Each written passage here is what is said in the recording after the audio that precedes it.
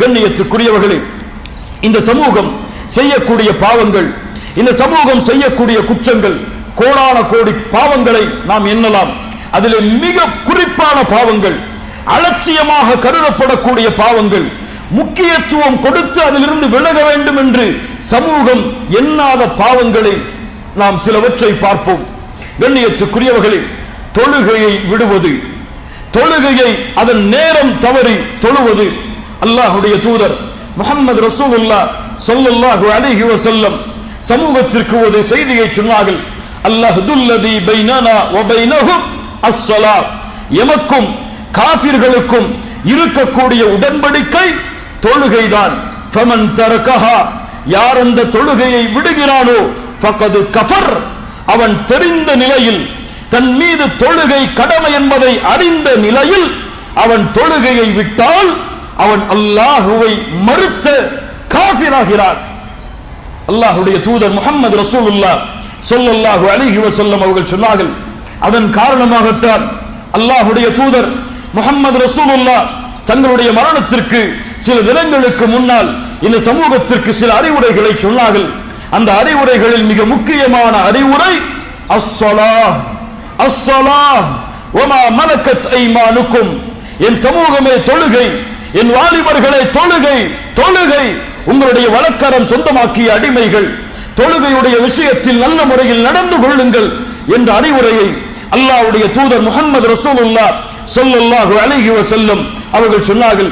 அல்லாஹ் ரப்புல் ஆலமீன் அவருடைய புத்தகம் அல் குர்ஆனிலே சொல்கிறான், ஃபவைலுல் லில் முஸல்லீன் அல்லதீன ஹும் அன் ஸலாத்திஹிம் சாஹூன், தொழுகையாளிகள் நாசமாகட்டும். ஃபவைலுல் லில் முஸல்லீன், யார் அந்த தொழுகையாளிகள்? அல்லதீன ஹும் அன் ஸலாத்திஹிம் சாஹூன், தொழுகையின் உள்ளே அலட்சியமானவர்கள் என்று அல்லாஹ் சொல்லவில்லை, தொழுகையில் இருந்து அலட்சியமானவர்கள், தொழுகையுடைய நேரங்களை பேராதவர்கள். சஹாபாக்கள் விளக்கம் சொன்னார்கள், அதாஉஸ் ஸலாத அன் வக்திஹா, தொழுகையை அதனுடைய நேரத்தில் தொழாமல் தள்ளி வைப்பவர்களுக்கு அல்லாஹ் இங்கே தொழுகையிலிருந்து தூரமானவர்கள், தொழுகையிலிருந்து திரும்பியவர்கள் என்று அல்லாஹ் கூறுகிறான் என்று சஹாபாக்கள் விளக்கம் சொன்னார்கள். கண்ணியத்துக்குரியவர்களே, தொழுகையுடைய நேரங்களை பேணாதவர்களுக்கு அல்லாஹ்வுடைய சாபம் உண்டாகிறது என்றால் தொழுகையை விடுபவர்களுடைய நிலை என்ன? அல்லாஹ்வுடைய தூதர் ஸல்லல்லாஹு அலைஹி வஸல்லம் சொன்னார்கள், தொழுகையை எந்த ஒரு முஸ்லிம் பாதுகாக்கவில்லையோ இவன் நாளை மறுமையில் ஃபிரௌனோடு, காரூனோடு, உபய் இப்னு கலஃப் போன்ற கொடிய முனாஃபிக்குகளோடு நாளை மறுமையில் எழுப்பப்படுவான், தொழுகையை பாதுகாக்காதவன் என்று அல்லாஹ்வுடைய தூதர் முஹம்மது ரசூலுல்லாஹ் ஸல்லல்லாஹு அலைஹி வஸல்லம் அவர்கள் சொன்னார்கள். கண்ணியத்துக்குரியவர்களே, இது ஒரு பாவம்.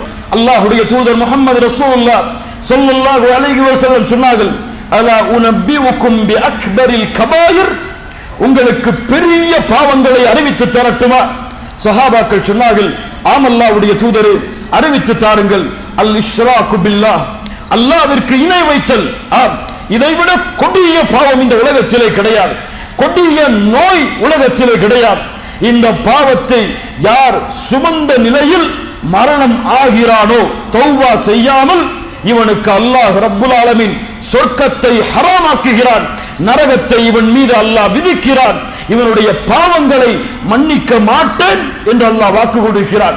இந்த ஷிர்க்கிற்கு பிறகு அல்லாஹ்வுடைய தூதர் முஹம்மது ரசூலுல்லாஹ் ஸல்லல்லாஹு அலைஹி வஸல்லம் சொன்ன மிகப்பெரிய பாவத்துடைய இரண்டாவது பட்டியல் என்ன தெரியுமா?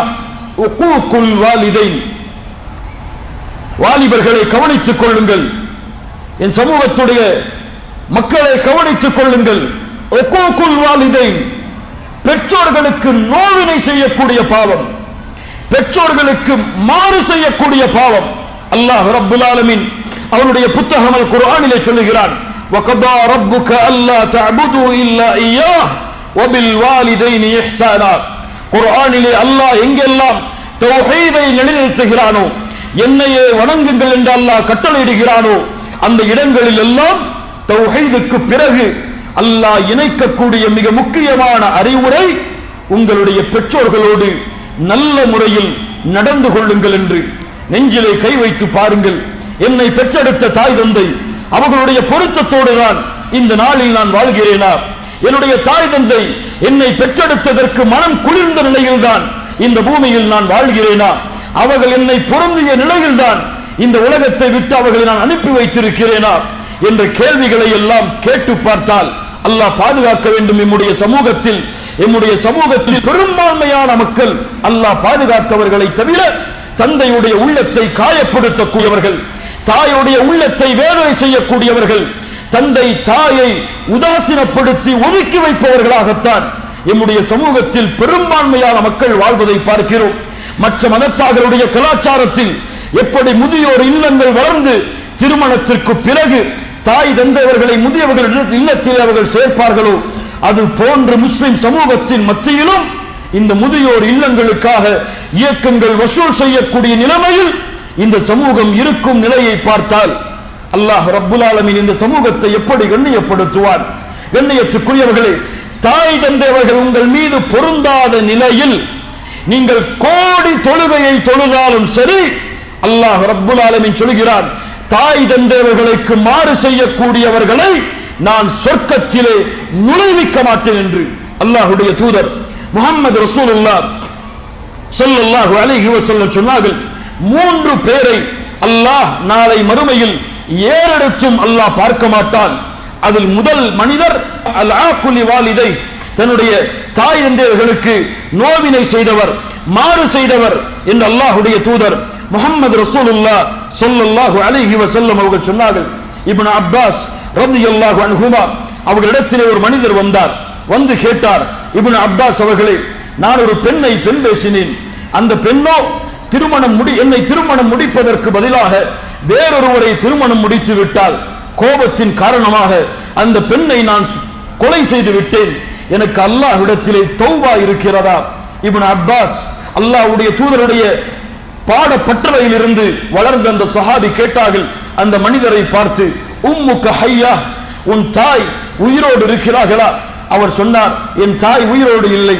அவர்கள் சொன்னார்கள், நல்ல அமல்களை செய்து அல்லாஹ்விடத்திலே பாதுகாப்பை தேடிக் கொள்ளுங்கள்.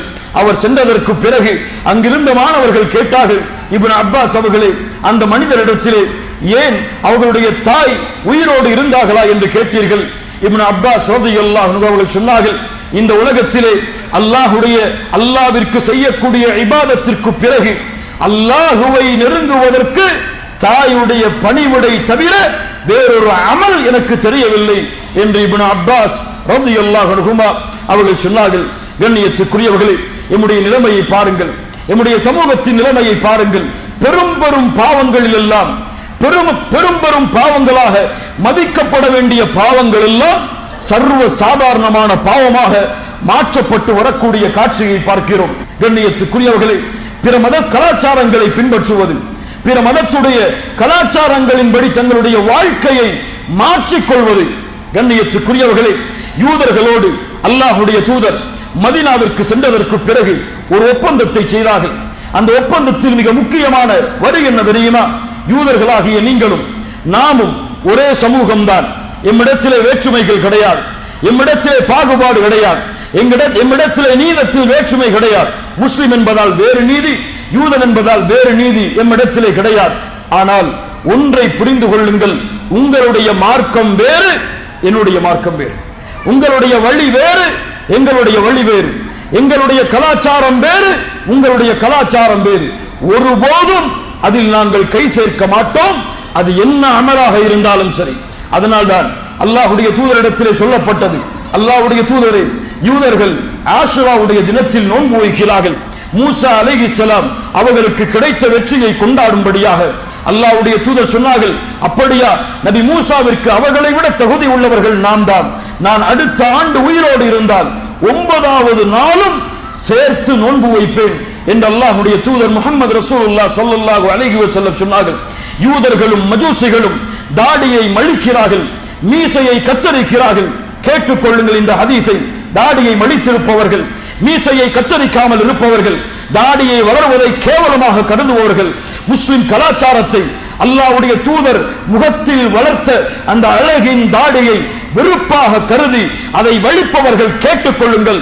அல்லாஹ்வுடைய தூதர் சொன்னார்கள், யூதர்களும் மஜூசிகளும் தாடியை மழித்து மீசையை வளர்க்கிறார்கள், ஆனால் நீங்களோ மீசையை கத்தரியுங்கள், தாடியை வளருங்கள் என்று அல்லாஹ்வுடைய தூதர் முஹம்மது ரசூலுல்லாஹ் ஸல்லல்லாஹு அலைஹி வஸல்லம் சொன்னார்கள். கரண்டைக்கு கீழ் யார் ஆடையை தொங்க விடுகிறானோ அந்த ஆடை அவனை நரகத்திலே சேர்க்கும் என்று அல்லாஹ்வுடைய தூதர் முஹம்மது ரசூலுல்லாஹ் ஸல்லல்லாஹு அலைஹி வஸல்லம் அவர்கள் சொன்னார்கள். பாருங்கள், தாடி வளர்ப்பது நம்முடைய வாலிபர்களிடத்திலே ஒரு கேவலமான ஒரு செயல். இல்ல மாஷா அல்லாஹ், அல்லாஹ் பாதுகாத்தவர்களை தவிர. நிறுவனம் தடுத்தால் தாடியை மலித்துக் கொள்வான், கல்லூரி தடுத்தால் தாடியை மலித்துக் கொள்வான், இந்த உலகத்துடைய குடும்பம் உறவுகள் தடுத்தால் தாடியை மலித்துக் கொள்வான், ஒரு அற்ப திருமணத்திற்காக கூட தாடியை மலிப்பான், அல்லாஹ்வுடைய தூதருடைய சுன்னத்தை தூக்கி வீசுவான். இந்த உலகத்திலே வாழக்கூடிய முஸ்லிம் சமூகத்துடைய வாலிபன் என்றால் இந்த உலகத்துடைய சட்டங்களுக்கு பயந்து, இந்த உலகத்துடைய கலாச்சாரங்களுக்கு பயந்து, அதை மதித்து அல்லாஹ்வுடைய தூதருடைய கலாச்சாரத்தை கைவிடக்கூடிய சமூகத்திற்கு அல்லாஹ்வுடைய உதவியை எங்கிருந்து வாங்கி தருவது? அல்லாஹ்வுடைய தூதருடைய அந்த வழிமுறையை கைவிடக்கூடிய சமூகத்தை எப்படி அல்லாஹ் கண்ணியப்படுத்துவான் என்று எதிர்பார்ப்பது? அல்லாஹ் ரப்புல் ஆலமீன் நம்மை மன்னிப்பானாக. அல்லாஹ் நம்முடைய சமூகத்தை சீர்திருத்துவானாக. உமர் இப்னுல் கத்தாப் ரலியல்லாஹு அன்ஹு மரண படுக்கையில் இருக்கிறார்கள். ஒரு தோழர் வந்தார், வந்து உமர் அவர்களை புகழ்ந்தார். உமர் அவர்கள் மயக்கத்தில் இருந்தார்கள், மரண படுக்கையில் அபூலூலு என்ற மஜூசியால் குத்தப்பட்டு. அப்போது அந்த மனிதர் கொஞ்சம் தூரம் சென்றார், சஹாபாக்களை அழைத்து சொன்னார்கள், உமர் அவர்கள் மரண படுக்கையில் இருந்து கொண்டு ருத்தூஹு அலைய, அவரை இடத்திலே கொண்டு வாருங்கள். என்ன சொன்னார்கள் தெரியுமா? மரணத்துடைய நேரத்தில், தோழரே, உன்னுடைய ஆடை கரண்டைக்கு கீழே இருக்கிறது, தரையை இழுத்துக் கொண்டிருக்கிறது, உன் ஆடையை கொஞ்சம் உயர்த்து, அது உன் ஆடையை சுத்தப்படுத்தும், உன் உள்ளத்திற்கு அல்லாஹ்வின் அச்சத்தை கொடுக்கும். அல்லாஹு அக்பர். உமரை பற்றி பேசப்பட்டால் மகிழ்ச்சி அடைபவர்களே, உமரை பற்றி பேசப்பட்டால் ரலியல்லாஹு அன்ஹு அவர்களை பற்றி பேசப்பட்டால் வீரத்தை உணர்பவர்களே, உமர் என்ற பெயரை சொல்வதில் வீரம் அல்ல, உமர் பிறந்த சமூகத்தில் நானும் இருக்கிறேன் என்று சொல்வது வீரம் அல்ல. உமர் எப்படி மரண நேரத்தில் கூட என் சமூகம் யூதர்களின் நஸ்ரானிகளின் கலாச்சாரத்தில் தங்களை இணைத்துக் கொள்ளக் கூடாது என்று விரும்பினார்களோ அந்த விரும்பலை என் கட்டளையாக ஏற்றுக்கொண்டால்தான் உமரின் சமூகத்தில் அல்லாஹ் எம்மையும் படைக்க வைத்தான் என்று பெருமைப்படுவதில் ஒரு அர்த்தம் இருக்கிறது. அல்லாஹ் ரப்புல் ஆலமீன் எமக்கு கட்டுப்படுவதற்கு அல்லாஹ் உதவி செய்வானாக. கண்ணியத்துக்குரியவர்களே, இன்னும் கோடான கோடி பாவங்கள், அல்லாஹ்வுடைய தூதர் தடுத்த பாவங்கள், அதுவெல்லாம் இன்று சர்வ சாதாரணமாக மாற்றப்பட்டிருக்கக்கூடிய காட்சியை பார்க்கிறோம். இன்று முஸ்லிம் வாலிபர்களிடத்தில் பெரும்பான்மையாக சினிமாக்கள் பார்க்கக்கூடிய கலாச்சாரம், இசையை கேட்கக்கூடிய கலாச்சாரம், இசையை ஹலால் என்று வாதிடக்கூடிய கலாச்சாரம் உள்ள சமூகமாக இந்த முஸ்லிம் சமூகம் மாறி வருவதை பார்க்கிறோம். அல்லாஹ்வுடைய தூதர் ஸல்லல்லாஹு அலைஹி வஸல்லம் சொன்னார்கள், இந்த உம்மத்திலே ஒரு காலம் வரும், அந்த காலத்திலே என் சமூகத்தின் மக்கள் இசையை ஹலாலாக்கிக் கொள்வார்கள். அல்லாஹு அக்பர். அந்த காலத்தில் தான் வாழ்கிறோம். இசை கேட்பதெல்லாம் பாவமா? இது கேட்டால் என்ன நடக்கப் போகிறது? ஒரு என்ஜாய்க்காக, ஒரு மகிழ்ச்சிக்காக, என் வாழ்க்கையில் புத்துணர்ச்சியை ஏற்படுத்துவதற்காக நான் இசையை கேட்கிறேன் என்று வாதம் செய்யும் அளவிற்கு நம்முடைய சமூகத்தின் நிலைமை மாறிவிட்டது. நாஃபி ரஹிமஹுல்லாஹ் அவர்கள் இப்னு உமர் அவர்களிடமிருந்து செவியேற்றதாக சொல்லுகிறார்கள். இப்னு உமர் ரலியல்லாஹு அன்ஹுமா அவர்கள் ஒரு முறை இசையை கேட்டார்கள். அப்போது தன்னுடைய கையை அந்த காதில் இறுக்கமாக வைத்துக் கொண்டார்கள். பிறகு அழைத்தார்கள், நாஃபி அவர்களே, நான் ஏன் இப்படி செய்தேன் தெரியுமா? இப்படித்தான் அல்லாஹ்வுடைய தூதர் தெருக்களில் நடந்து சென்றால், அவர்கள் இசையை கேட்டால் அவர்கள் தங்களுடைய காதுகளில் கையை வைத்து மறைத்துக் கொள்வார்கள், அந்த இசை உள்ளே கல்பில் சென்று விடக்கூடாது என்று இவர் சஹாபாக்கள் சொல்லுகிறார்கள். யாருடைய உள்ளத்திலே இசை புகுந்து விட்டதோ அந்த உள்ளத்திலே குர்ஆன் சென்றடையாது.